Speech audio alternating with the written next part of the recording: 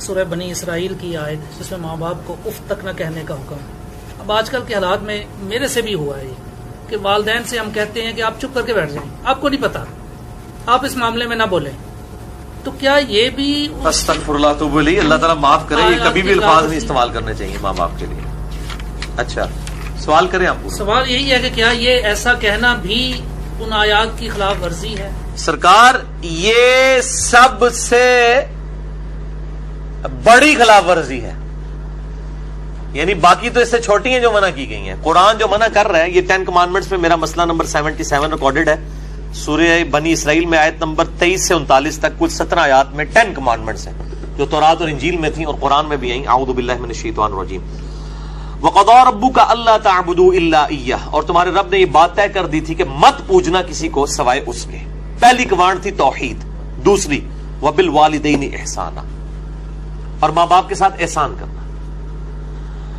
قرآن حکیم میں کم از کم 4 مقامات پہ توحید کے فوراً بعد اللہ تعالیٰ نے ماں باپ کا ذکر کیا, اور اس کا ضربہ سلام ایپیکس یہ ہے سورہ بنی اسرائیل. اس سے زیادہ کہیں نہیں ڈیٹیل آئی ہے, اور نہ سینسٹیویٹی کا لیول. اما یبلغن عندک الکبر, اگر وہ پہنچ جائیں تمہاری موجودگی میں بڑھاپے کی حالت کو, احدہما او کلاہما, چاہے دونوں میں سے ایک چاہے دونوں. وہ صحیح مسلم میں حدیث ہے, آپ صلی اللہ علیہ وآلہ وسلم نے فرمایا کہ برباد ہو جائے وہ شخص جس کو ماں باپ دونوں یا دونوں میں سے کوئی ایک بڑھاپے کی حالت میں ملے اور ان کی خدمت کر کے جنت نہ کما سکے. یہ صحیح مسلم میں ہے. مسلم میں تو اتنی ہی ہے, لیکن ترمذی کے اندر اور مستدرک للحاکم میں وہ بڑی ڈیٹیل حدیث ہے کہ آپ صلی اللہ علیہ وآلہ وسلم 3 سیڑھیاں چڑھے. پہلی سیڑھی پہ فرمایا آمین, پھر دوسری پہ آمین, پھر تیسری پہ آمین. پوچھا گیا تو آپ فرمایا کہ جبرائیل علیہ السلام آئے تھے, انہوں نے کہا کہ آپ اللہ کے رسول صلی اللہ علیہ وآلہ وسلم میری دعا پہ آمین کہیں کہ برباد ہو جائے وہ شخص جس کے سامنے آپ کا ذکر ہو اور وہ آپ پر درود شریف نہ پڑھے, اللہم صلی علی محمد وعلی آل محمد. تو میں نے کہا آمین. پھر انہوں نے کہا کہ برباد ہو جائے وہ شخص کہ جس کو ماں باپ یا دونوں یا دونوں میں سے ایک کو بڑھاپے کی حالت ملے, ان کی خدمت کر کے وہ جنت نہ کما سکے. میں نے کہا آمین. اور تیسرا, برباد ہو جائے وہ شخص جس کو رمضان کا مہینہ ملے اور وہ اپنی مغفرت نہ کروا سکے. آپ نے فرمایا آمین. مختلف طریق میں یہ ترتیب ڈیفرنٹ ہے. بہرحال یہ تینوں باتیں, اور مسلم شریف میں اتنے الفاظ ہیں, وہ صحیح مسلم میں کہ برباد ہو جائے وہ شخص جس کو ماں باپ دونوں یا دونوں میں سے ایک بڑھاپے میں ملے اور وہ ان کی خدمت کر کے بخشش نہ کر سکے. یہ تو ایک ہے, یہ سائملٹینیس کنٹراسٹ. دوسری طرف یہ ہے کہ اگر وہ پہنچ ہی جائیں تمہارے سامنے دونوں یا دونوں میں سے ایک بڑھاپے کی حالت میں, فلا تقل لہما اف, ان کو اف تک بھی مت کہنا. اف کی ٹرانسلیشن پنجابی میں ہو سکتی ہے آپ کہہ رہے ہیں کہ جی تسی یہ کہو جو چپ کر کے بیٹھے رہو, تانوں نہیں پتا. یہ تے اللہ دے بندے ہو, یہ تے گال ہے. اللہ دے نزدیک تو اتنی بڑی یہ چیز ہے. اللہ تو کہہ رہا ہے کجروی سے یہ بھی نہیں کہنا ہو, یعنی وہ بات کر رہے ہو اور آپ ان کو صرف اتنا رسپانس کرتے ہیں, بس ایویں لگا ہوئے. یہ بھی نہیں, جملہ بھی نہیں بولتے, آپ کہتے ہیں ہاں تاک لے. یہ اس کو منع کیا گیا ہے, وہ تو بہت بڑی بات ہے. ان کو اف تک بھی مت کہنا. ولا تنہرہما, اور ان کو مت جھڑکنا. وَقُلْ لَهُمَا قَوْلًا كَرِيمًا, اور بات بڑی نرمی سے ان کے ساتھ کرنا. وَاخْفِضْ لَهُمَا جَنَاحَ الذُّلِّ مِنَ الرَّحْمَةِ, اور اپنے عاجزی کے ساتھ کندھے جھکا کے رکھنا ان کے سامنے. یعنی آپ غیر اللہ کے سامنے جھک نہیں سکتے اتنا کہ آپ کے ہاتھ گھٹنوں تک لگ جائیں. ماں باپ کے سامنے بھی آپ اتنا جھکیں کہ ہاتھ گھٹنوں تک نہ لگیں, یعنی حالت رکوع نہ بنے. اس سے پہلے یعنی آپ نے ایسے ان کے سامنے رہنا, جی ابا جی, جی امی جی, اس طرح اپنے عاجزی کے ساتھ کندھے جھکا کے رکھنا. وَقُلْ رَبِّ ارْحَمْهُمَا كَمَا رَبَّيَانِي صَغِيرًا, اور ان کے لیے دعا کرنا ہے رب ان دونوں پر رحم فرما جس طرح بچپن میں انہوں نے مجھے رحم کر کے پالا تھا. اور یہ وجہ بھی بتا دی کہ بچپن میں چونکہ انہوں نے پالا ہوا ہے, سب سے لاچار انسان کا بچہ ہے.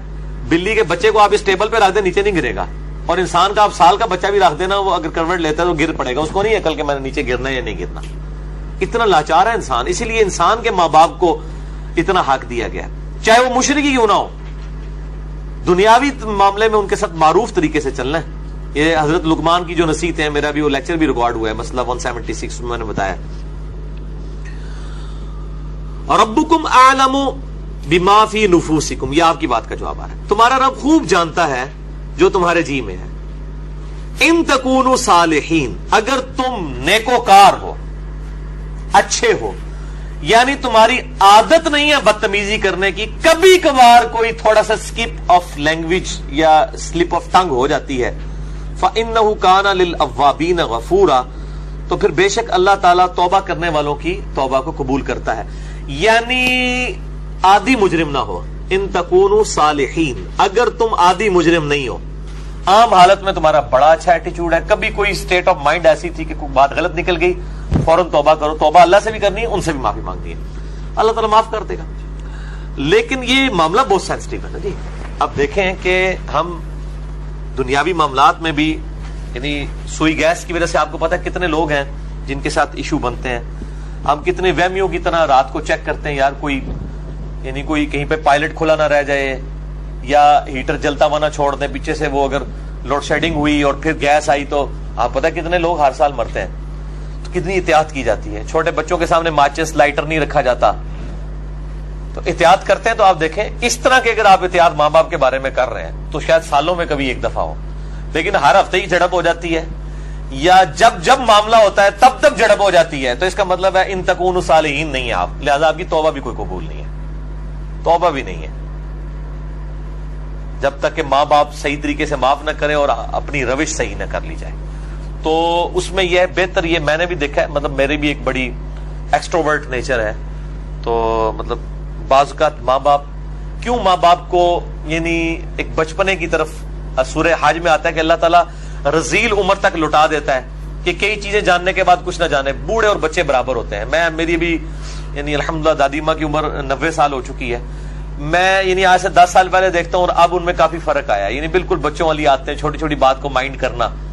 تو میں اپنے ماں باپ کو بھی سمجھاتا رہتا ہوں، وہ ابھی بھی ان کے ساتھ اسی طرح مقابلہ کر رہے ہوتے ہیں ادب کے دائرے کے اندر.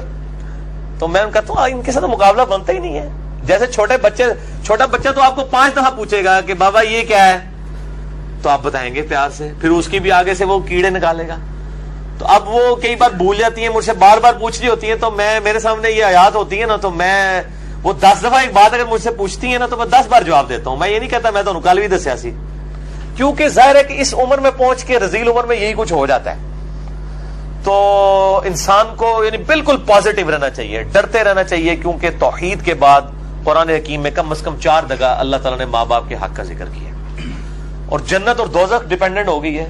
ٹھیک ہے جی، اس حوالے سے تو بہت احتیاط کرنی چاہیے. سر اب اگر ایسا ہو چکا ہو اور والدین سے معافی بھی نہ مانگ سکے انسان، اور والدین زندہ نہیں سر، ظاہر ہے معافی اسی صورت میں نہیں مانگ سکتا نا اس وقت اس اسٹیج پہ. نہیں، بعض لوگ اس لیے بھی نہیں مانگ سکتے کہ وہ ماں باپ کو چھوڑ کے دوسرے ملک چلے گئے ہوتے ہیں.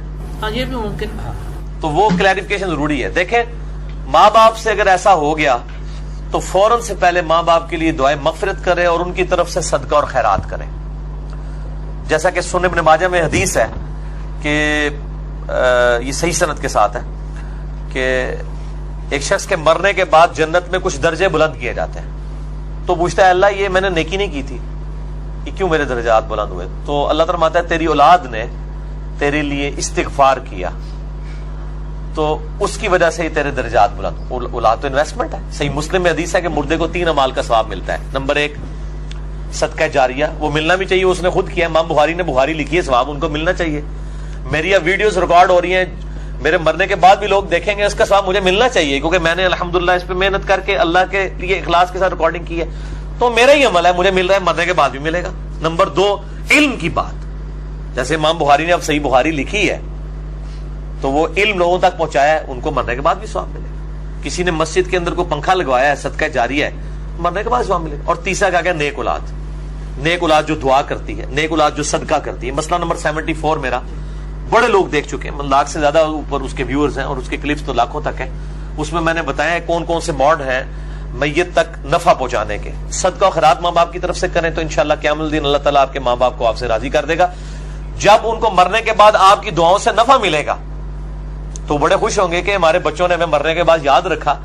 اور آپ کی دعاؤں کی برکت سے اگر وہ مشکل میں ہے مرنے کے بعد خدا نہ خواستہ اور وہ آسانی میں آ جاتے ہیں، اور اگر وہ آسانی میں ہے تو اس سے زیادہ آسانی میں چلے جاتے ہیں، تو وہ خود بخود آٹومیٹکلی خوش ہوں گے کہ میرے پتر نے میرے واسطے کیتا ہے، تو اللہ تعالیٰ ان کو راضی کر دے گا. اور ایک دوسری حدیث جو ابو داؤد میں ہے کہ ماں باپ اگر مر جائیں تو ماں باپ کے قریبی رشتہ داروں کے ساتھ اس نے سلوک کرو. ماں مر گئی ہے خالہ کے ساتھ اس نے سلوک کرو، باپ مر گیا تو چچا اور تایا کے ساتھ اس نے سلوک کرو، ایکویلنٹ وہ بھی چیز ان کے لیے آرام کا باعث ہے. اور دعا کریں، یہ جو دعا میں نے پڑھی ہے رب ارحمہما، اے رب ان دونوں پر رحم فرما، کما ربیانی صغیرا، اے اللہ جب میں بچپن میں چھوٹا بچہ تھا جس طرح انہوں نے مجھ پر رحم کیا تو بھی ان پر رحم فرما. یہ آپ تشہد میں دعا لازم کریں، ہم تو مانگتے ہیں چاہے ماں باپ زندہ ہیں یا مر چکے ہیں، دونوں صورتوں میں ماں باپ کے لیے دعا کرنی ہے. ہم لوگ سمجھتے ہیں بندہ مر جائے ادھر سے دعا کرنی ہے، اور بھائی زندہ ہے جڑا یا مر گیا، دونوں صورتوں میں دعا تو کرنی ہے. دعا کی ضرورت تو زندوں کو زیادہ ہے، اس لیے کہ مرنے والے تو چلے مر گیا، زندے بندے جو ہے وہ اس کے پاس تو چانس ہے کہ وہ اللہ کی طرف لوٹ آئے اور وہ گمراہی کا راستہ چھوڑ کے اچھائی کا راستہ، اور اگر اچھائی کے راستے پہ تو استقامت اختیار کریں تو دعا کرنی چاہیے. اور یہ دعا ضرور کرنی چاہیے، اللہم اہدنا الصراط المستقیم صراط الذین انعمت علیہم غیر المغضوب علیہم ولا الضالین، آمین.